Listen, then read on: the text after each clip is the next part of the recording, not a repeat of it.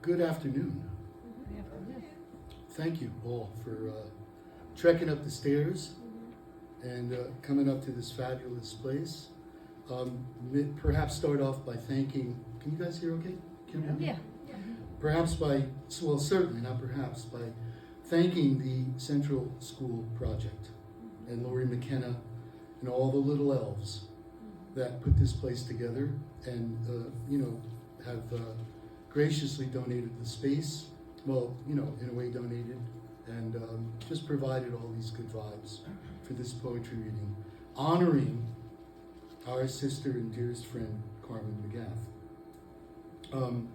I'm Bob Feldman, and I'd like to begin by reading something that I wrote that will give you some taste, an indication, and perhaps even jog a few memories of this dear, dear person who came here in the early 70s, and Bisbee was never really the same. Remember that for those of us who were here at that time, it was a time of transition. This was, as all of us know, a mining town, and it was in transition from closing down to all of these disparate individuals coming here with different talents, not knowing that others were coming here with all these different talents, and that's how this whole thing began and still continues. Permit me. Over these last 5 years or so, since I moved back to Arizona from the East Coast, Bisbee and my old friends have once again become an important part of my life. And Carmen, once again, had taken center stage. And of course, our mutual love and respect for the written word, writing and discussing poetry, not to mention the antics and continued excitement of Bisbee's art scene, once again became our focus. So, we eventually planned and published a handful of books, which I think for both of us became something very significant and such a rewarding project to share. I was and am so grateful to have once again shared those creative and collaborative experiences with someone who played such a significant part of the many years I'd grown up here in this town. And it has become apparent to me and those I grew up with from the early 70s on that this town has survived, despite the significant loss of its mainline economic source, and has been in these 50 years blossomed into this quirky, unique little place where art and bohemia still reside and celebrate. Perhaps someday it will be decided to replace the Bee up there on Chihuahua Hill with Bisbee's own Mount Rushmore. And one of our 4 currently must-be figures would be Carmen. About a week before she passed on, and by the way, that would be almost to the day a year ago. I believe it was December 6th that she died. About a week before she passed on, I worked with Meg at the hotel on this collection of 22 of her more recent poems, which we agreed to call Cantata. At that point, she could only lay in her bed, unable to use her fingers to write. Yet we reviewed and occasionally edited each poem until she was satisfied. This experience would prove to be her last act as a poet. Carmen possessed the ability to take in the energy and essence of all that was going on around her here and beyond. Still. Yet perhaps what made her so unique were those creative gifts she nurtured and passed on, whether to family or friends, or along with her genuine kindness and friendship, not only toward the longtime Bisbee residents, but also to us, the new people, who collectively transformed a stricken mining town into one of the Southwest's cultural and artistic centers. So, before the poetry reading commences, allow me to conclude with something that Carmen said and really lived by from the very beginning of her time here in Bisbee. She said, "Pursue art. Pursue reason." Oh, yes. May I call up to the stage our first reader, our friend Betsy Breault. I'm going to read the first poem from the Cantata, Carmen's book. It's called Fantastic Wanderings in Samsara. Forgive me while I put on my glasses.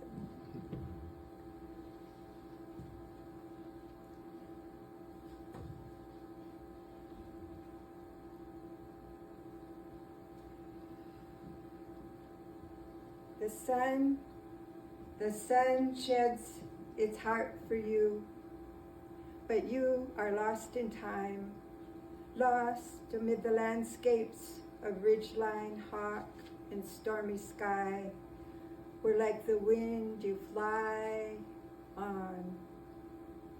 Why did they say the prophecies must be fulfilled? Because they were not. And the cessation of the oracles has broken our hearts. The cauldron and tripod all tipped and cracked, thrown down. And now see this chalice as substitute is lifted in remembrance. O little drop of water whirling around a massive flaming plaza orb. We count for so little, a trace factor in the universe. George said, it didn't matter then that the prophecies were unfulfilled, faith broken, and all those poor hearts. That things vanish, never to be heard from again, gone into the fathomless night. The infinitesimal answer, all whirling, taking with it each coming dawn. 3. Must the sun set so soon? It's just as well. O sun, O restless heart, many a woman has run away. And I'd like to call Justin Friedman.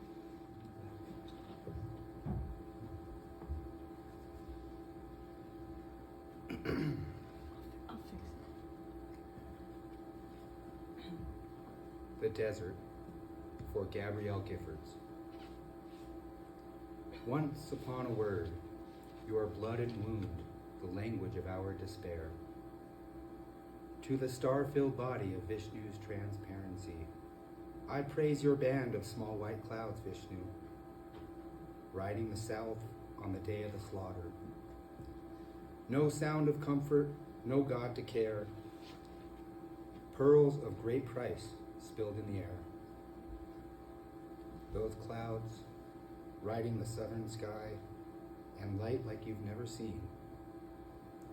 The flock of tiny birds, their bellies flashing white amidst the creosote, darting quick, calling. Rita Verri is next.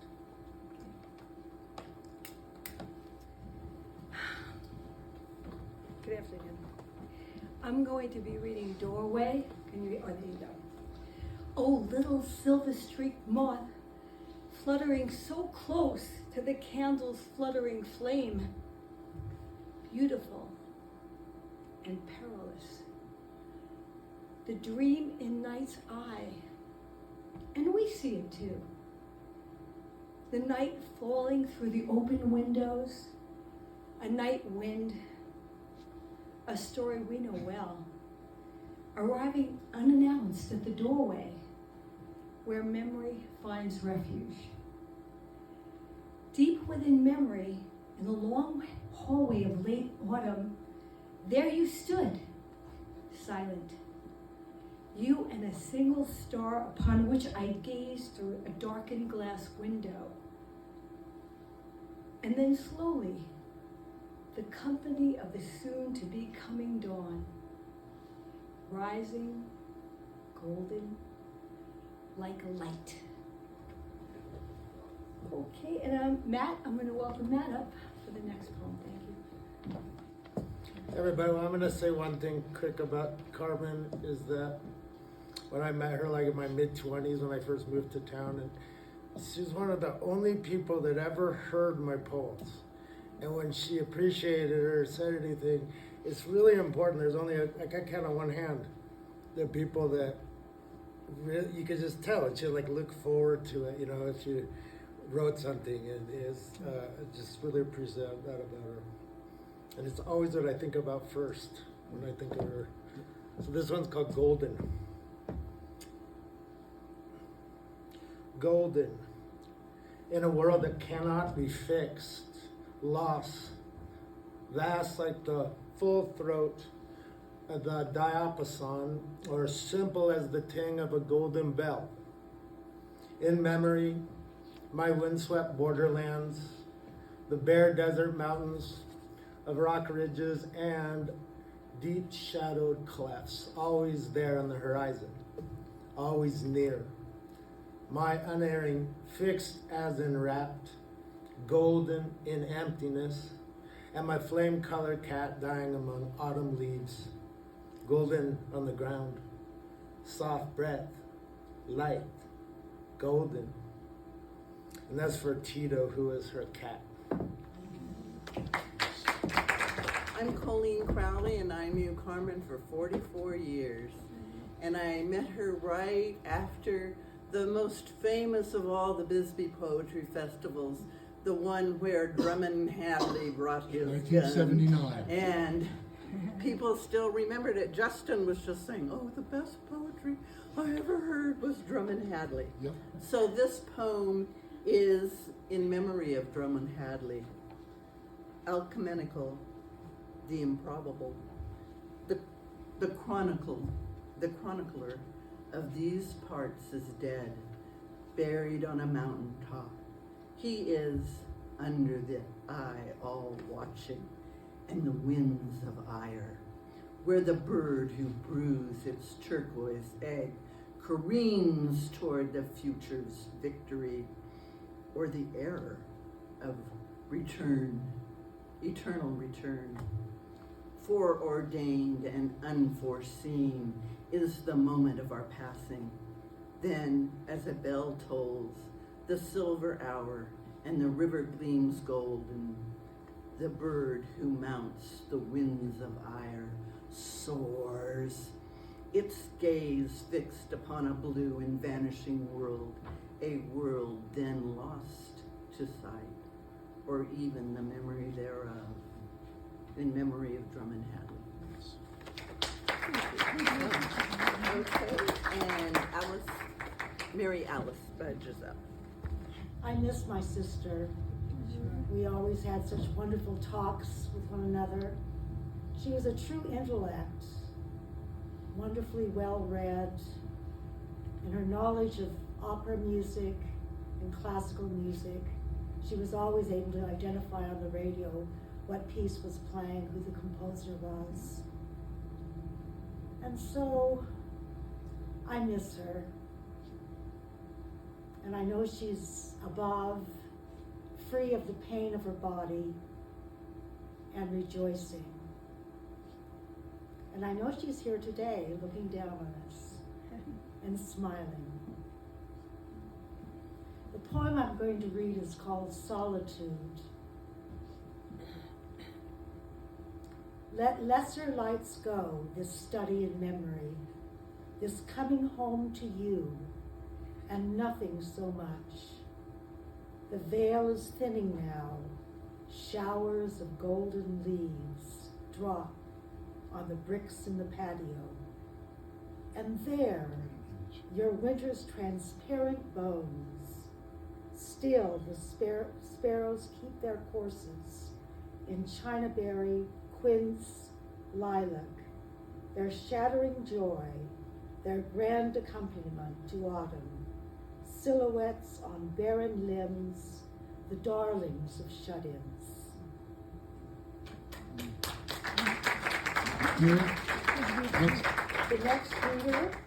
The next reader will be Angelika Johnson.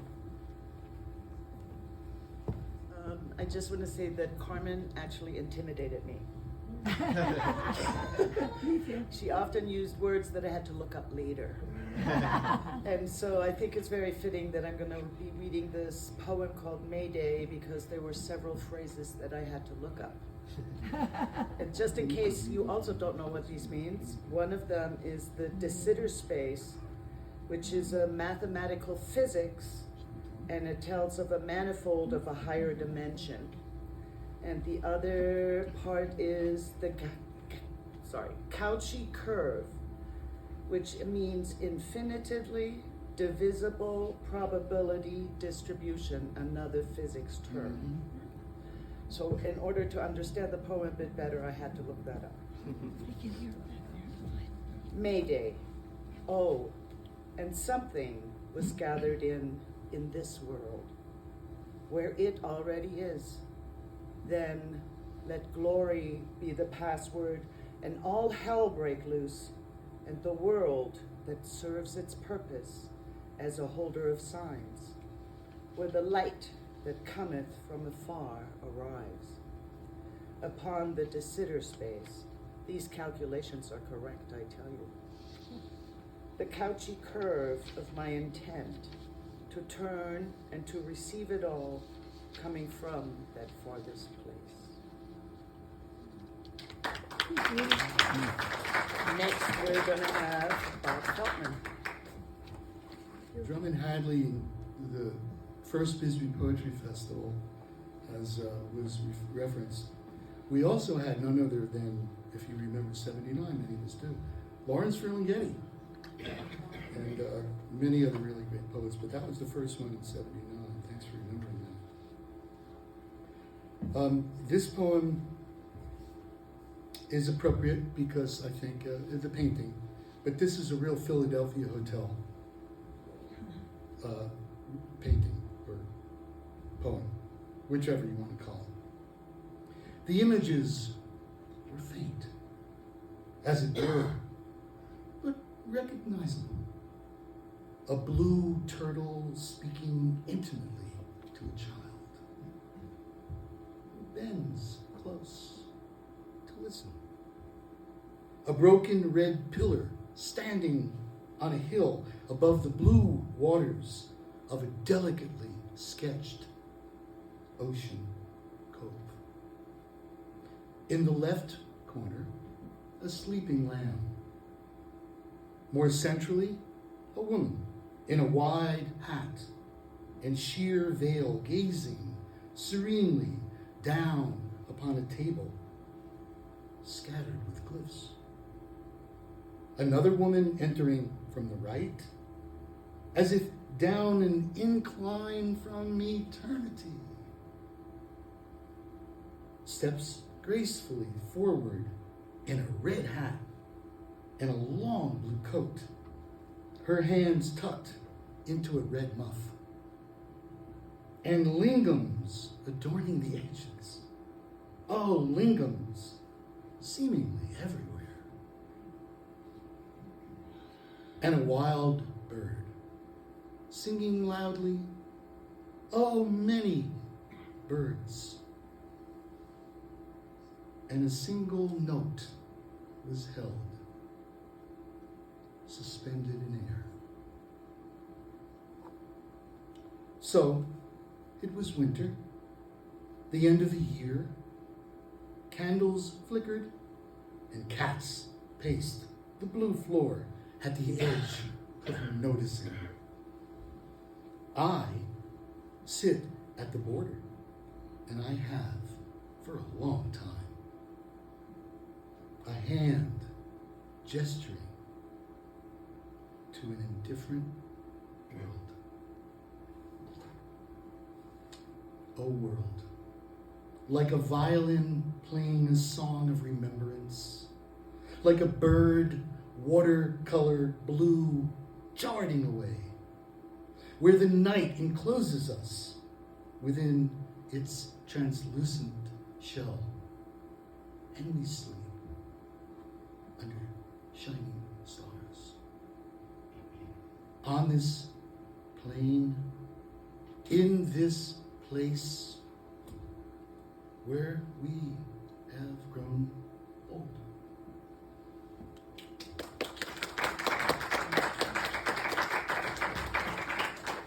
Betsy, our friend Betsy. The 10,000 things enmeshed in the etheric fabric of mind, see close or from afar, proxima, distante. Then the difference between like worlds, and the winds merged, and the wings of clouds that flew across the sky joined the kingdom of shadows that fell upon the cities and mountains. The cluster of hills gathered like a village at the crossroads.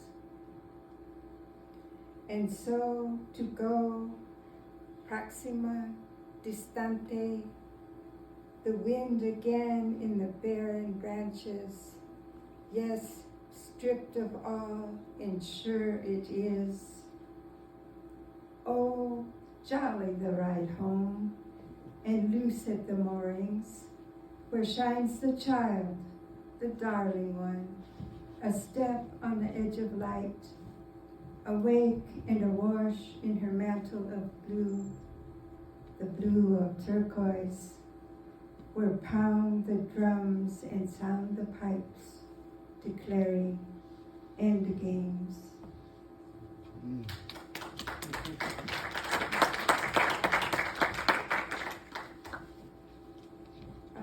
Justman Friedman.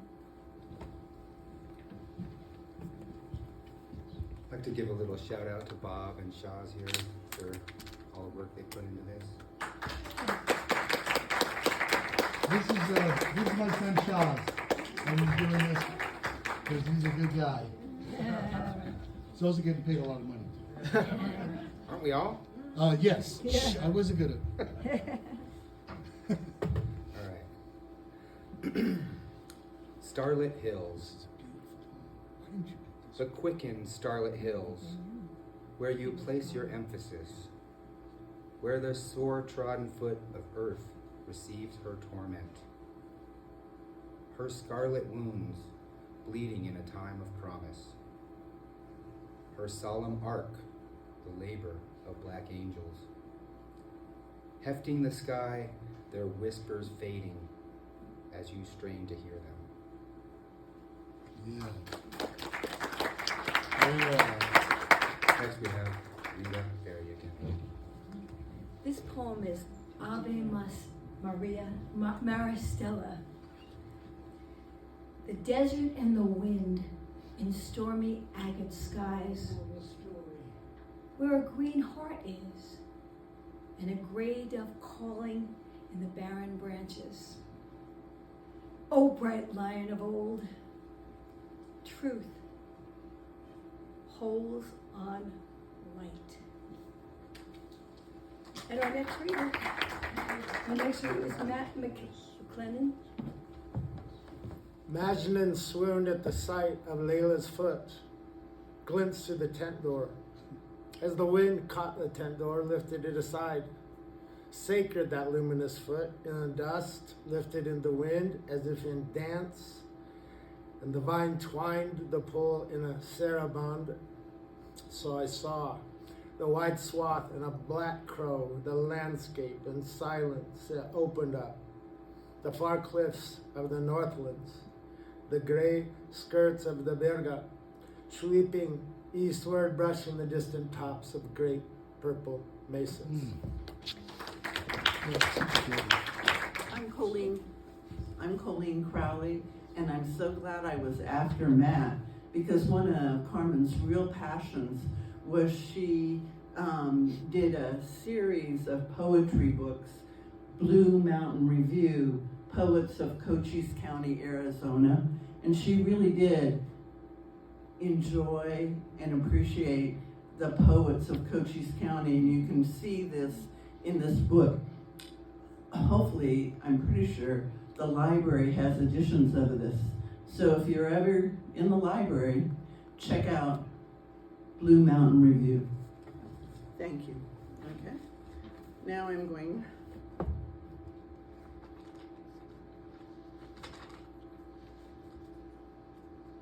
Oh dear.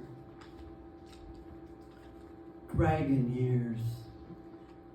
And this is about a person we all knew back in the 80s, which she was a woman who had been with the religious group and then came back to Cochise County. Anyway, there she is, as well may be, in scarlet skirt for all to see, white hair coiling up like smoke, Jesus Christ, her fire and rock, dragon years, Maria at 92, wandering the streets like an animal. Next. Coming next. Oh, right. And I was actually taking the secret list with me. So, Mary Alice.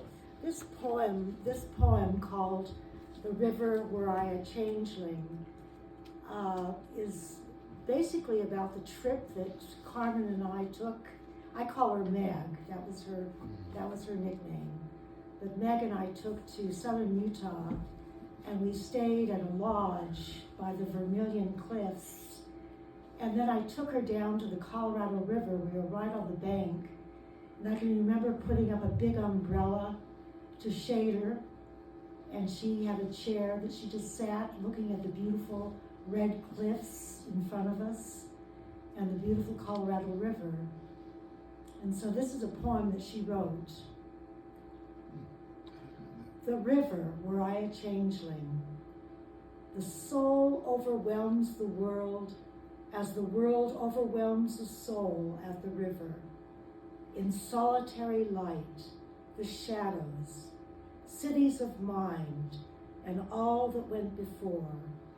Take your sorrowful song, the marble halls echo it. Telephone poles, repeated sigils, power lines like two-headed kachinas march across the plain, above the canyon. Were I a changeling, and all that might have been. Luminous sky, vermilion cliffs, even the FedEx man takes solace at the river. Jade green, deep and cold, swift flowing, on forever. That's beautiful.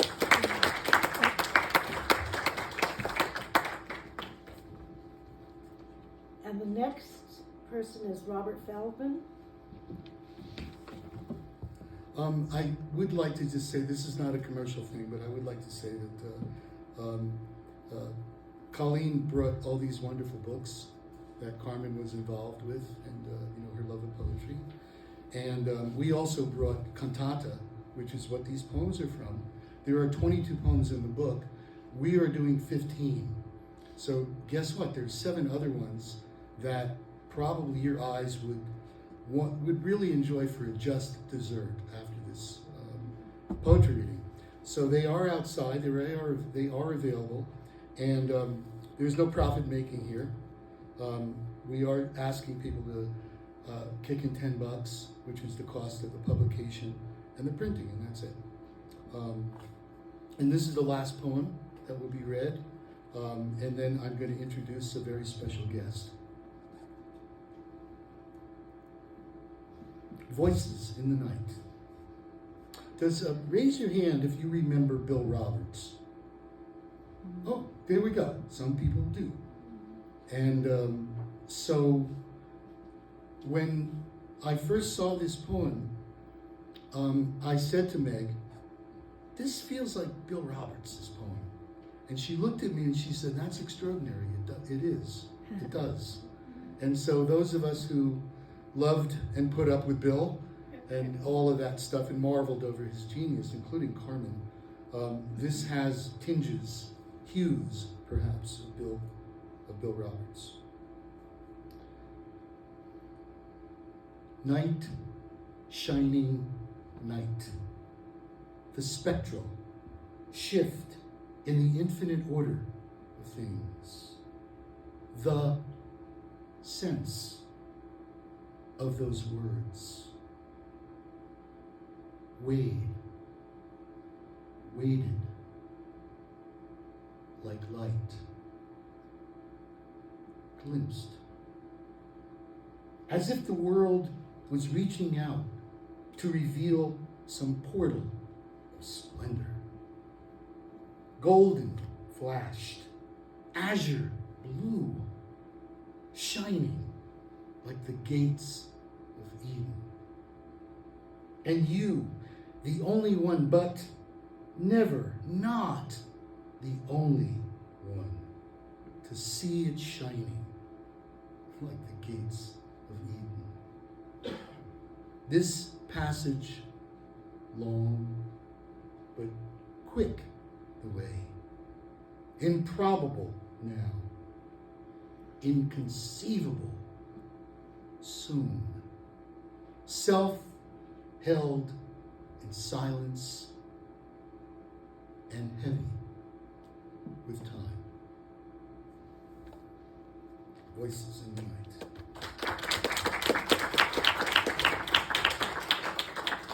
I must add one more little thing before I introduce or call up our last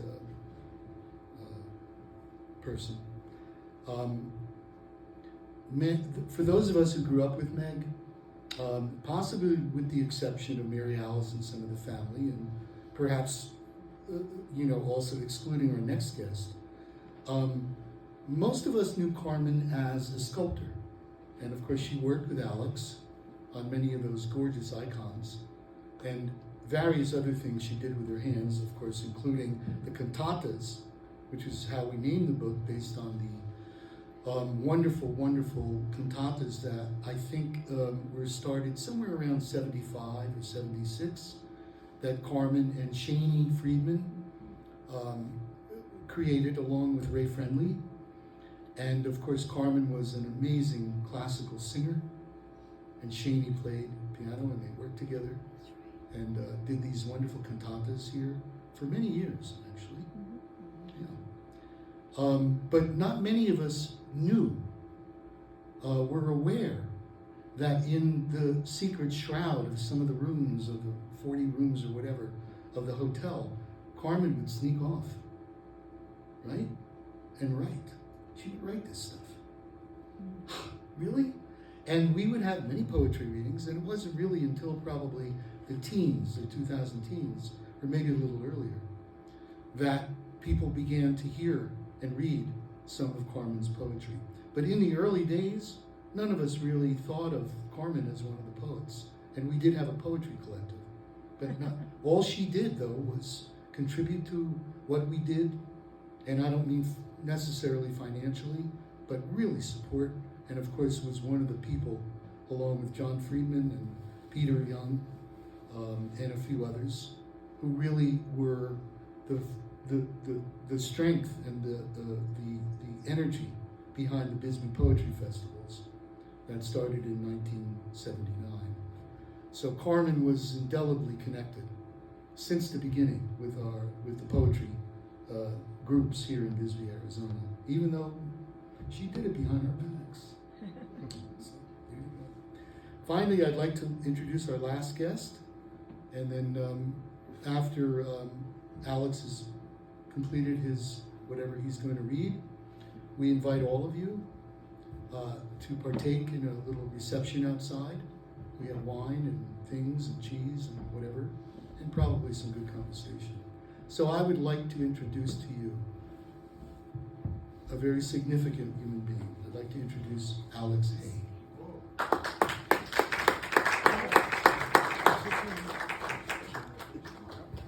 If I can do this without crying, I'll do it. And if I cry, I'll do it anyway. Okay, here we go. I came into Carmen's life to begin with.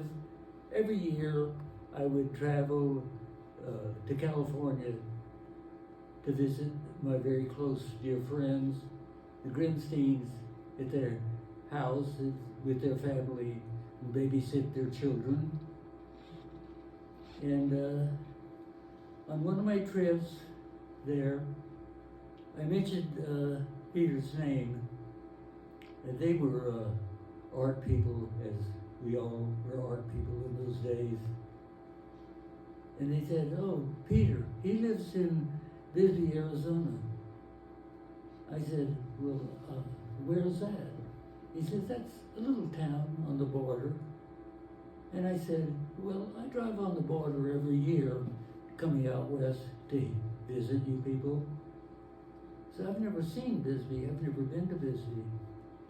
I said, "Well, the next time you come out, you go to the border in Naco, and you take a right, and you go to the highway, and you'll come to Bisbee." I said, "Okay." You have no choice.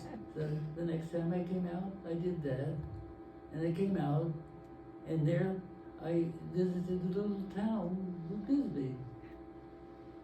And from then on, every year, when I came out west, that's where I went, to Bisbee. Anyway, that was my story of the beginning of my coming to Bisbee.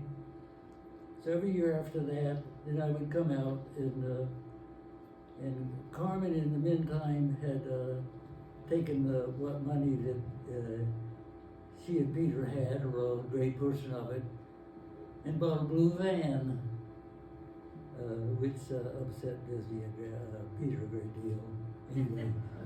Anyway, that's what she did. So then I would come out, and Carmen and I would head north. And as we head north, we'd hit the beginning of the Colorado Plateau, and head up there. And if you've ever been in that route in those days, it was quite an amazing place, the Colorado Plateau, and we would head up and through the Hopi Reservation and north. And we'd usually go up to visit Carmen's family in Salt Lake. In the beginning, we did that. After that, I think we just headed west and did what we wanted to do on our trip. Anyway, that was my time, my first beginning with Carmen, and it was quite an amazing journey. So from then on, that's what I would do. So what I would do now is just read maybe a poem or two, not knowing which one. Let's see.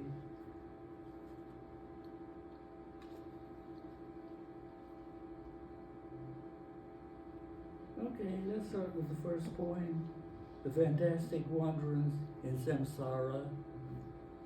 I, one, the sun sheds its heart for you, but you are lost in time. Lost amidst the landscape of ridgeline, hawk, stormy sky, where like the wind you fly on. Why did they say the prophecies must be fulfilled? Because they were not. And the cessation of the oracles has broken our hearts. The cauldron and the tripod all tipped and cracked, thrown down, and now you see this chalice as substitute is filled in remembrance. To the little water drop swirling around a massive flaming plasma orb, we count for so little, a trace factor in the universe. As George said, it doesn't matter then that the prophecies went unfulfilled, faith broken on all those poor hearts, that things vanished never to be heard from again, gone into the fathomless night, the infinitesimal and chant, all whirling and taking its each coming dawn. Must the sun set so soon? It's just as well, O silent sun, O restless heart. Many a woman has run away.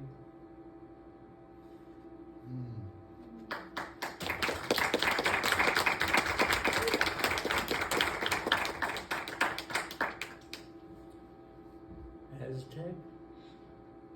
That's right. It was all there, but it was fragile, like glass, breaking as you touched it, like light through the music of armor, the light of the glint of swords, of horses coming in the night wind, his cut the polka wind, treading the trails toward the most terrifying, literally offered parts, the blood matted hair of the high priest, their blood magic adorned in the flayed skin of women to signify their doing being, while inside the teal Kali, Jaguar, and the eagle priest chanted.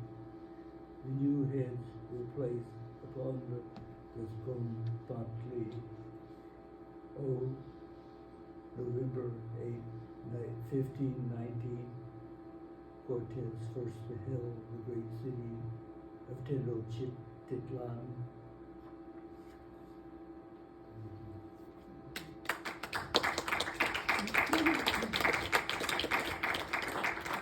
The Azurite, the night is suspended as on a precipice, azure blue, hard as sapphire, the oil perched upon the crescent moon, Adam Martini, always Adam Mantine. I'll read a couple more.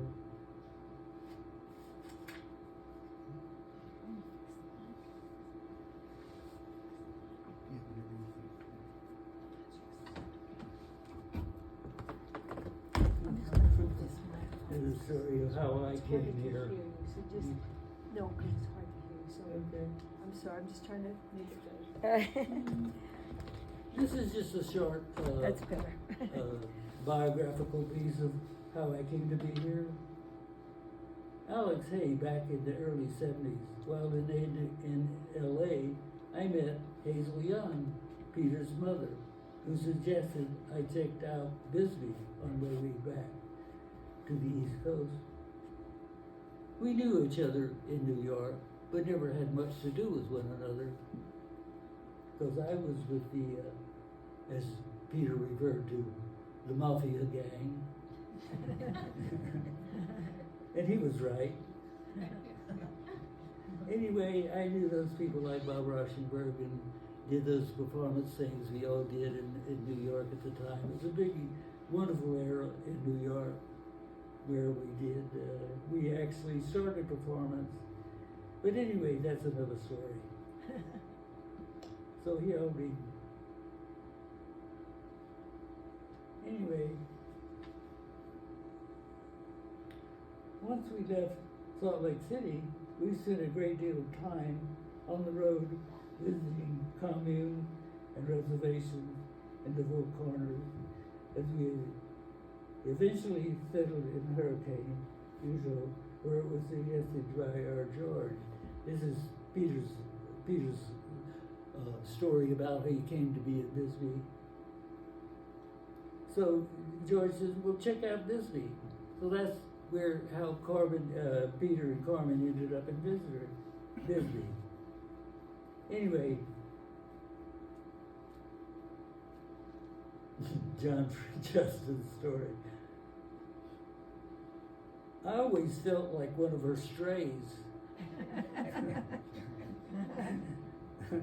Anyway, I think she invented the Catio back in the 1900s.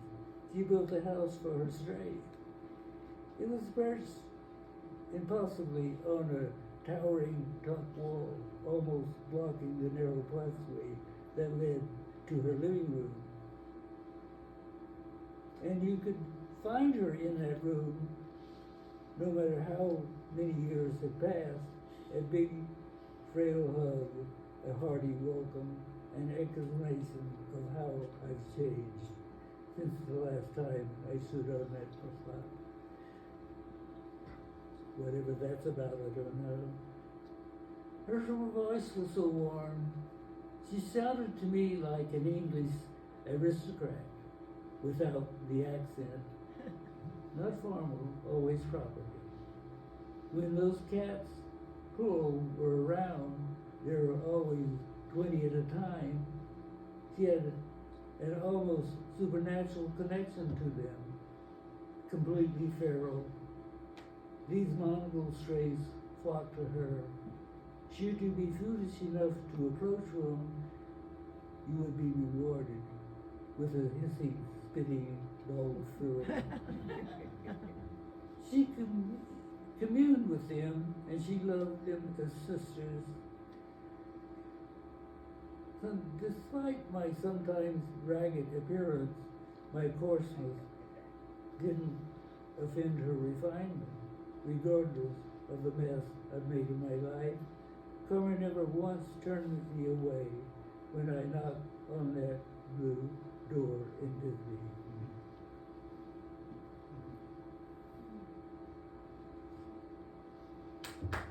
Thank you, Alice. This is my story. Anyway, here it is. Back in the early 70s, while in LA, I met Hazel Young, Peter's mother, who suggested I check out Bisbee on my way back to the East Coast. Peter and I knew each other back in the 60s in New York City. But it was there in Bisbee where we became good friends, and I met Carmen.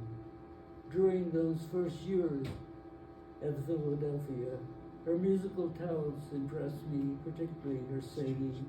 She would sing opera, accompanying herself on piano, sometimes with Friedman playing.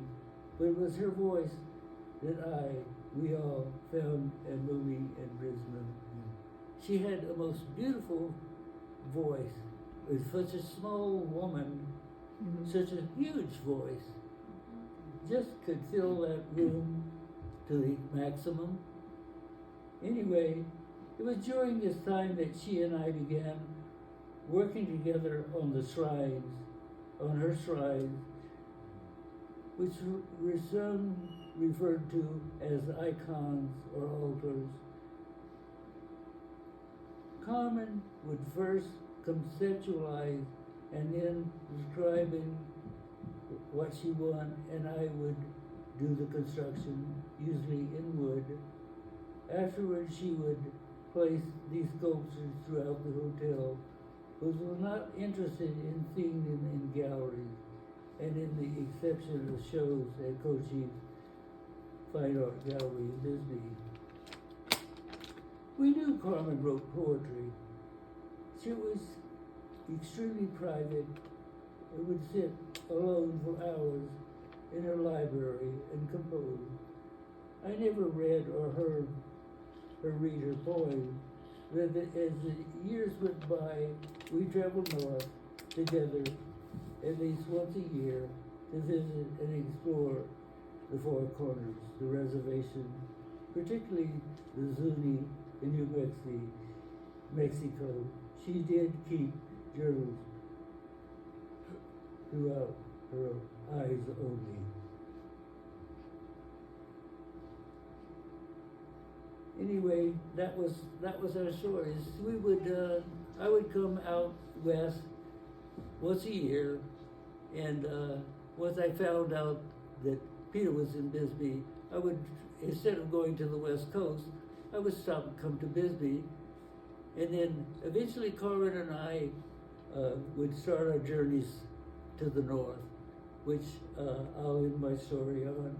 Those were such incredible journeys when you could travel north into almost a pristine area where there was nothing going on that went on later on in terms of tourism. It was always quite pristine and pure and beautiful, and to the north. That's where I wanted to go, to the north. So that's what I did. Anyway, that was Carmen's and my journey in the beginning, and it went on and on and on, but I can't go into that now. Thank you all.